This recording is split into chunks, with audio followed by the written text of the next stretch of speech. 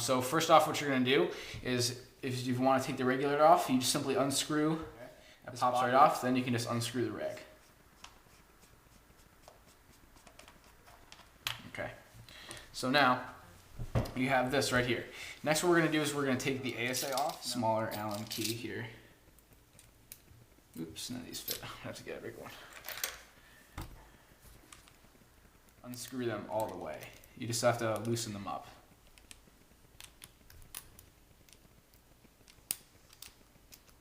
Loosen these screws up until they turn without force or that much maintenance at all.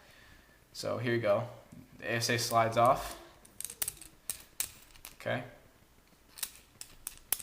And now you're left with this, all right? So we're gonna put our regulator and ASA aside for now. And we're gonna take off the grip frame, okay? Now this is fairly back screw and a front screw, all right? So you're just gonna undo these right here and put that in your tray. Then there's one more underneath the trigger frame. Here comes the second screw. All right, so now that you have these two screws undone, what you're gonna do is you're gonna flip the gun around.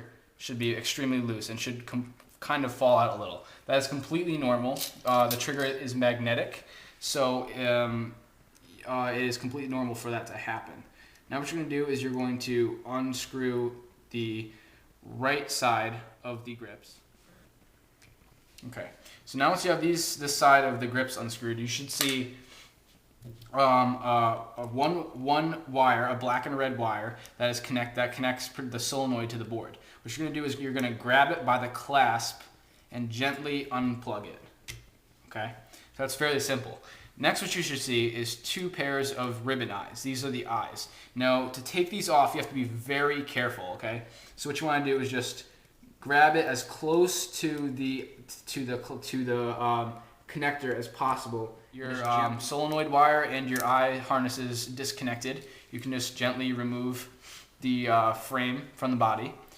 Now if you look up here on the top of the frame, here, let me get a little bit closer. Just come out. What you're going to do is take this and put it in your parts tray. And then the trigger simply just lifts right out. Right. And what you want to do is that you can take a Q-tip or a rag or something to clean the paint out of the creases. All right, now we're gonna put that aside, and then we're gonna move on to the main body here. All right, to take out, what we're gonna do is we're gonna take out the bolt and the rammer. First off, we're gonna take out the rammer. Now the rammer is sealed behind this knob right here, and you twist that to take out the bolt. So in order to take the rammer out, you're gonna have to remove this back plate here. So you're gonna take the correct Allen wrench and unscrew this back plate here, and this just simply unscrews.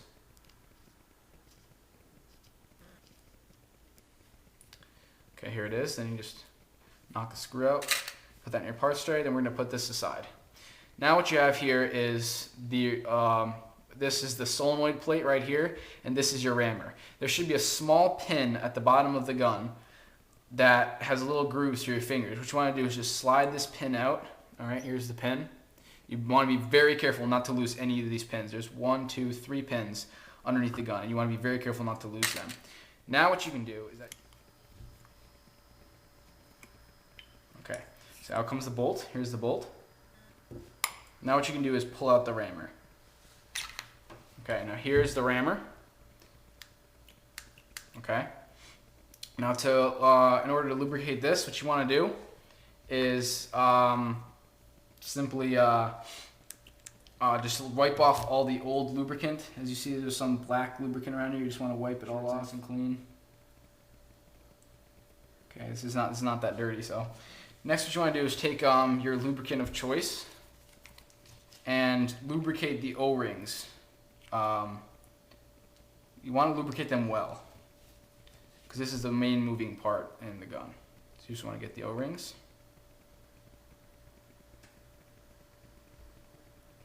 Okay. Okay, that's pretty straightforward. Now what you want to do is insert the rammer back into the gun. Now this can be pretty tricky. because there's a small hole right here where that pin lined up and fit inside the hole. So what you want to do is line this hole up with the hole at the bottom of the gun. Now this could take a few tries to do. There you go. All right, so now once you slide the pin back in, you just want to make it nice and snug. As you see, you should make sure the knob turns fine. You want to look inside of the gun that it turns fine. All right, so now you're going to take the solenoid now, or just show you inside to the solenoid, because the solenoid really doesn't require that much maintenance.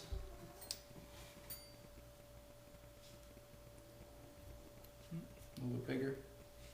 All right, so now this just unscrews very simple. And then just slide the plate out, and there is your solenoid, okay?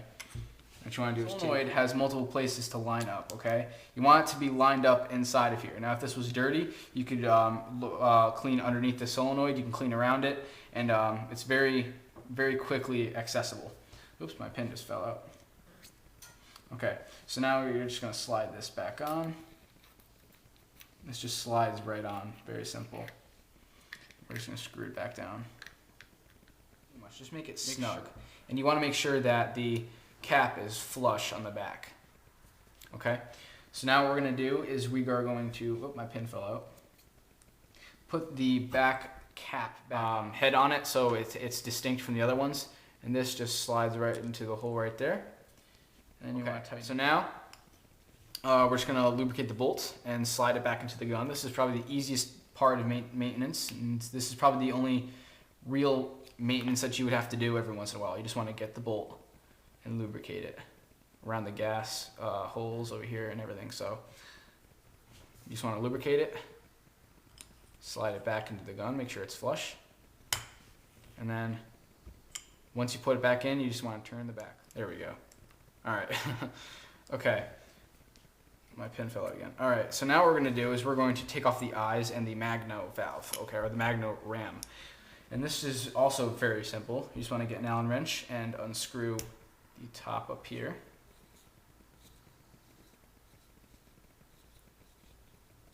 And this is used to remove the eyes and the magno valve, or ram. Right out. As you notice, there's a little magnet, okay? This is the only piece in the magno valve that you should necessarily take out. And then the 3-piece eye covers just slide off. Okay, there's one eye cover. Here's the other. Now this is very simple. Now your eyes are exposed. You can get in there with a Q-tip. Get inside here a little bit. Okay, so once that is all cleaned, you can replace your eyes, your eye covers. These just, what you're gonna do is just put the eye covers on over the eyes, as you see like this. Then hold them in place. Then you're gonna slide the 3rd piece on over the eyes. Like so. Okay. Then you're going to replace the magno ram. Okay, so now what we're going to do is we're going to reassemble the grip frame onto the gun, or we're going to reassemble the entire gun. So what you're going to need is the trigger and the trigger placement, which is this small plastic piece that goes on the top. So putting back in the trigger is fairly simple. You're just going to take the trigger and slide it down through the trigger frame and slide the metal piece into the optical, okay? It's very important. Next, what you're gonna do is you're just gonna place the plastic piece on top and then just push it down with your fingers. And as you notice, the trigger is very loose like this. It is supposed to be like that because it's a magnetic trigger. So it will get snapped back into place when I put it near the grip frame. So here we go.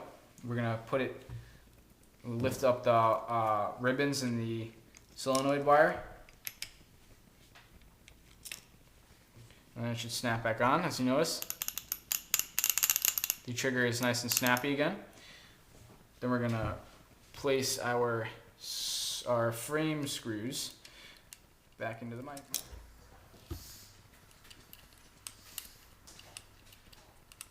Nice and tight. Make sure you're not pinching any wires. Okay, so now that you have